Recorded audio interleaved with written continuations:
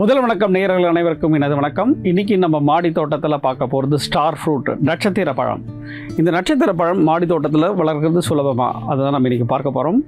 இந்த நட்சத்திர பழம் இதோட ஒரிஜின் பார்த்திங்கன்னா இந்தியா, பிலிப்பைன்ஸ், மலேசியா, வியட்நாம், இந்த மாதிரி பங்களாதேஷ், இந்த மாதிரி பல ஊர்களில் பரவலாக இது வளரக்கூடிய ஒரு செடி வகை தான். இது ஒரு எக்ஸாட்டிக் ஃப்ரூட் வெரைட்டிஸ்னு நிறைய பேர் சொல்லுவாங்க.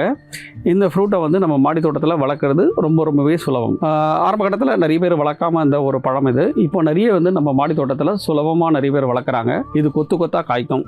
இந்த பிளான்ட் பார்த்திங்கன்னா ட்ராபிக்கல் கிளைமேட்லையும் சரி, சப் ட்ராபிக்கல் கிளைமேட்லையும் சுலபமாக வளரக்கூடிய ஒரு மரம் தான் இது.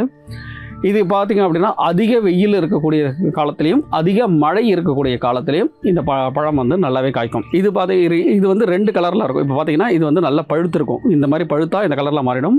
இந்த மாதிரி க்ரீன் கலரில் இருக்கிறப்போ இந்த மாதிரி இருக்கும். உங்களுக்கு இந்த கலர் வரப்போ நம்ம இது சாப்பிட்றப்போ அந்த புளிப்புத்தன்மை இருக்காது. இது புளிப்பும் தித்திப்பும் கலந்த ஒரு சுவையை தான் இந்த ஸ்டார் ஃப்ரூட் இருக்கும். இந்த ஃப்ரூட் பார்த்திங்க அப்படின்னா நம்மளுக்கு மே மாதத்துலேருந்து கிட்டத்தட்ட நம்மளுக்கு அப்படியே ஃப்ரூட் பேர் பண்ணி அந்த ஏற வேண்டிய வரைக்கும் பிப்ரவரி வரைக்கும், அடுத்த வருஷம் பிப்ரவரி வரைக்குமே நம்மளுக்கு இது பலன் தரும். இந்த ஃப்ரூட் நம்மளுக்கு பலன் கொடுக்கும்.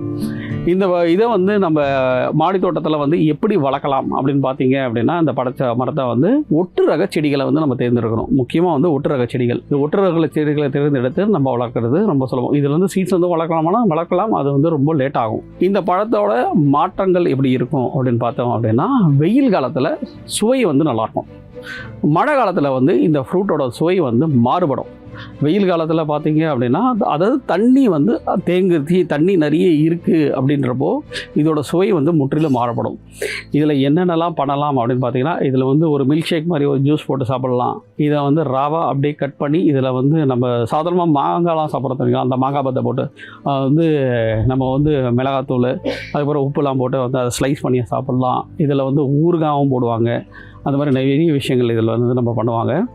இதுக்கு இப்போ பூக்களும் பார்த்திங்கன்னா இதில் அழகழகாக ரொம்ப குட்டி குட்டியாக இருக்கும். பூ ஒரு பிங்க் கலரில் இருக்கும். கொத்தாக தான், நல்லா கொத்தாக தான் காய்க்கும். இந்த ஃப்ரூட் பார்த்திங்க அப்படின்னா உங்களுக்கு கொத்தாக தான் காய்க்கும். இது நம்மளுக்கு ரொம்ப எனர்ஜியும் சரி, இம்யூனிட்டி பில்ட் பண்ணுறதுக்கும் ரொம்ப சிறந்த ஒரு ஃப்ரூட் அது. இது நம்ம ஒரு வைக்கிற போகிறப்பே பார்த்திங்க அப்படின்னா நல்ல ஒரு பெரிய தொட்டி, ஒரு 2 அடி இருக்கிற 2க்கு 2 இருக்கிற தொட்டி. அதே மாதிரி ட்ரம்மில் வைக்கலாம். மாடி தோட்டத்தில் இதெல்லாம் வைக்கிறப்போ ட்ரம்மில் நம்ம வைக்கணும். பெரிய சைஸ் ஒரு 150 லிட்டர் ட்ரம்மில், அந்த மாதிரி ட்ரம்மில் எதாவது வச்சு விட்டோம் அப்படின்னா இந்த மரம் நல்லா வளரும். பொதுவாகவே மர வகைகள்லாம் என்ன அப்படின்னு பார்த்தீங்கன்னா, ஒரு காய்ப்பு முடிஞ்ச உடனே நம்ம அந்த ப்ரூனிங்கை பண்ணி விடணும். அதாவது கவாத்து பண்ணி பிடிக்கணும். கவாத்து பண்ணி விட்டுறது மூலிமா பக்க கிளைகள் நிறைய வரும். திரும்பி ஃப்ரூட் நிறைய நம்மளுக்கு பேர் பண்ணும். நல்ல ஃபாலோவர்ட் எடுத்து நம்மளுக்கு ஃப்ரூட் பேர் பண்ண ஆரம்பிக்கும்.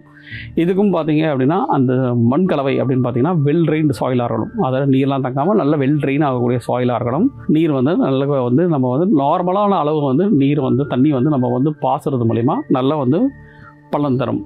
இது எல்லாமே நம்ம மாடி தோட்டத்தில் சுலபமாக வளரக்கூடியதான். இது உரங்களும் பார்த்தீங்க, உரம் மேலாண்மைன்னு பார்த்தோம் அப்படின்னா தொழு உரம் மாதத்துக்கு ஒரு, அதே மாதிரி புண்ணாக்கு கலவை, இது மாதிரி போன்மீல் எல்லாமே நம்ம கலந்து கொடுக்கலாம். இதுக்கெல்லாம் ஊட்டச்சத்து அப்படின்னு பார்க்குறப்போ நம்ம அதிகமாக பஞ்சகாவியம், மீனமிலம் அந்த மாதிரிலாம் ரொம்ப கொடுத்து பழக்கணுன்ற அவசியம் இல்லை.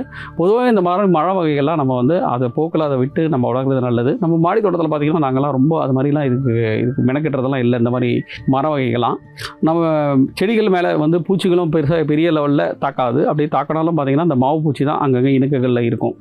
இது ரொம்பவே மாடி தோட்டத்தில் சுலபமாக வளர்க்கக்கூடிய ஒரு பழமரம் தான். இந்த பழத்தில் ஒரே ஒரு முக்கியமான விஷயம் என்னென்னா, நுரையீரல் பிரச்சனை இருக்கிறவங்க அதிகமாக இந்த பழத்தை சாப்பிடக்கூடாது அப்படின்னு சொல்லுவாங்க. அந்த மாதிரி ப்ராப்ளம் இருக்கவங்க டாக்டரை கன்சல்ட் பண்ணிட்டு சாப்பிட்றது ரொம்ப நல்லது. இன்றைக்கி நம்ம மாடி தோட்டம் நிகழ்ச்சியில் இந்த ஸ்டார் ஃப்ரூட் பற்றி பார்த்தோம். அடுத்த நிகழ்ச்சியில் நம்ம வேற ஒரு ஃப்ரூட்டை பற்றி பார்க்க போகிறோம்.